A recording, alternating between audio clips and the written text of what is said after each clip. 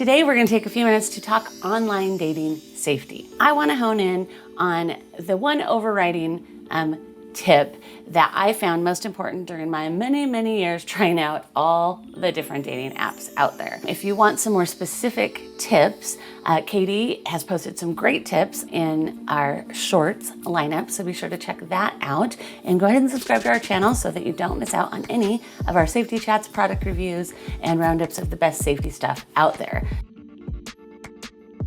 Online dating is what we're going to focus on today. And because I hope that you're already practicing basic online safety, like not sharing your personal details, obviously not giving away any bank address or financial information.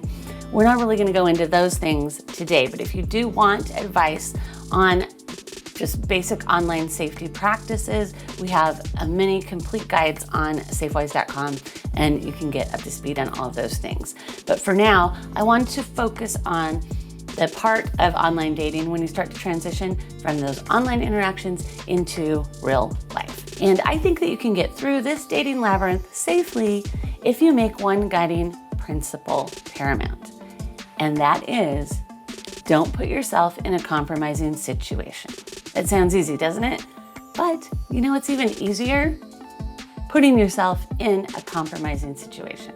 We get distracted, we're worried about what we're gonna wear, worried about our hair, and those become our paramount thoughts in our mind over making sure that we have a safe interaction. Let me define what I mean when I say compromising situation. I'm talking about any circumstance that could lead to assault, stalking, identity theft, and it may sound extreme, but honestly, this is the stuff that we're worried about when we're talking about meeting someone online and then transitioning that even into real life. First of all, you should meet in a neutral public place, not your regular hangout. Keep all of your favorite spots, the neighborhood where you live, the stores that you like to frequent, even maybe your favorite park, keep those to yourself.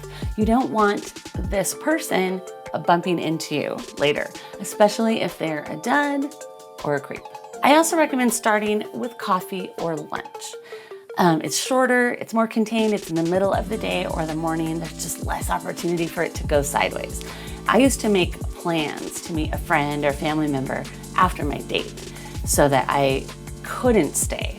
I had a really good excuse, I had an end time, I had to clear out, whether it was good or bad. And that's okay, because even if it's going well, it's all right to leave some more for the next meeting.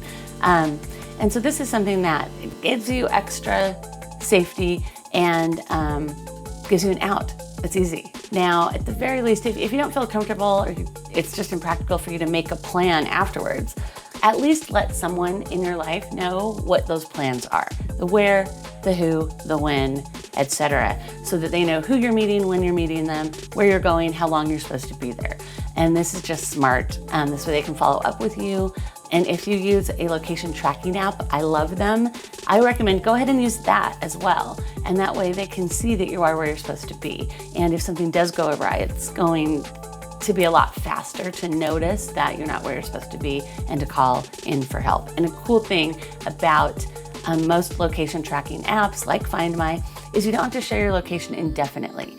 I can share my location with my friend for an hour, for a day, or I could just go in there at any time and stop sharing my location. So it's not putting you under surveillance forever, but it's really smart for this time when you're going to meet someone you don't know for the first time. And finally, the probably most important thing that you can do on top of planning intentionally to be safe is to trust your gut. You don't owe this date anything at all. So if things feel off, bail. But if something clearly inappropriate happens, be sure to report it to the dating app where you met the person. That way they can flag or delete this user's account.